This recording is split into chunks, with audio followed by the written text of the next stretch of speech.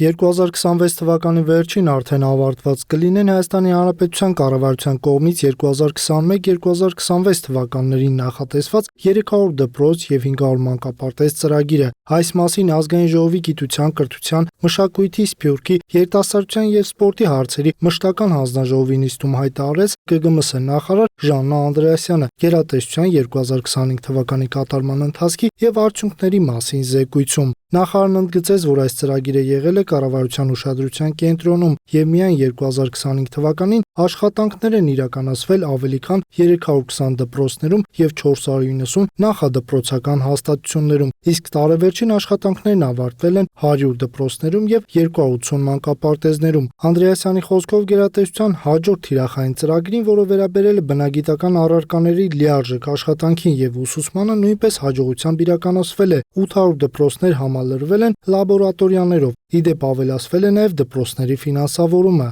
Կառավարությունը չնայած այն բոլոր մարտահրավերներին ու դժվարություններին, որ այս շրջանում անցել է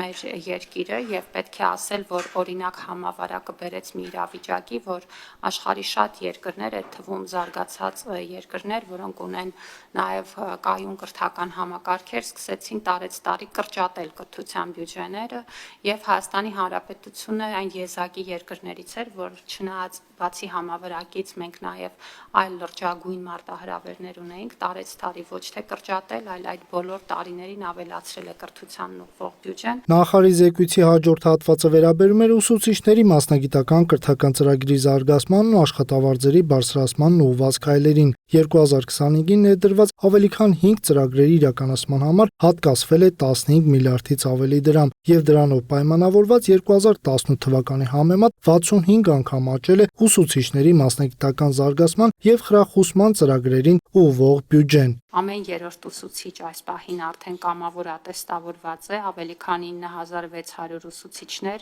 եռակի աճել է նաև տարակարգի դիմելու եւ տարակարգ ստանալու տեմպը, պետք է հիշեցնեմ, որ 50% միջև հավելավճարել այս ձևով է հնարավոր, 9200 բնագիտական եւ տեղեկատվական տեխնոլոգիաների դասավանդող ուսուցիչներ նաև 25% հավելավճար են ստանում, ի լրումն այս բոլոր ծրագրերի եւ գյուղական միջև 100 աշակերտ ունեցող դպրոցներ էլ 3120 ուսուցիչ իրենց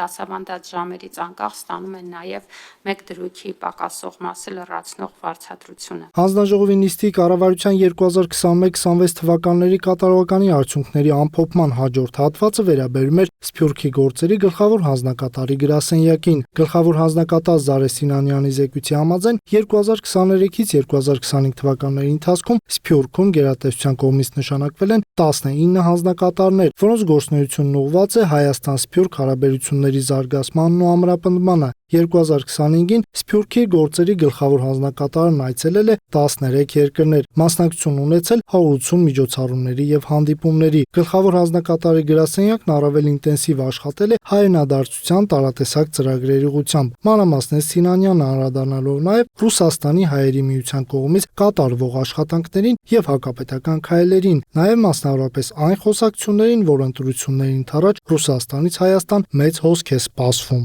Իհարկե, եթե հայրենադարձություններ լինելու մենք միայն կարող ենք ողջունել դա, բայց ցավում եմ, որ խոսքը գնում է ժամանակավորը կարճաժամկետ այցի եւ ինչ որ կոնկրետ գործողության մասին։ Ռուսաստանի Դաշնությունում իրականում ամեն ինչ շատ բարդ է։ Տեսեք, կա Ռուսաստանի հայերի միություն, բոլորդ գիտեք, այնտեղ կա Ռուսաստանի հայերի ցմահ նախագահ, որը շատ կոնկրետ դիրքորոշում ունի Հայաստանի Հանրապետության եւ կառավարության նկատմամբ, բայց այս խմբավորումը, որի մասին խոսք է գնում, այդ կառույցի հետ չի։ Հիմա կարող է իրենց շահերը համընկնեն այս պահին, բայց ավանդականորեն իրենք նենց չի, որ մի մարմին են։ Հետևաբար, այո, այնտեղ կան եւ Ռուսաստանի հայերի միությունը կան նաեւ հայրենակցական ավտոնոմիա կոչված կառույցները, որոնք կոնկրետ կառույցներ են, որոնք չեն ուզել Ռուսաստանի հայերի միության մաս կազմել եւ ընդհանրապես իրենք ավելի առողջ են եղել։ Սփյուռքի գլխավոր հանձնակատարի հավաստմամբ գրասենյակը հայրենադարձ հայրենակիցների նկատմամբ ցուցաբերում է հատուկ ուշադրություն եւ աջակցում խորհրդատվական ու սոցիալական տարբեր ծրագրերով։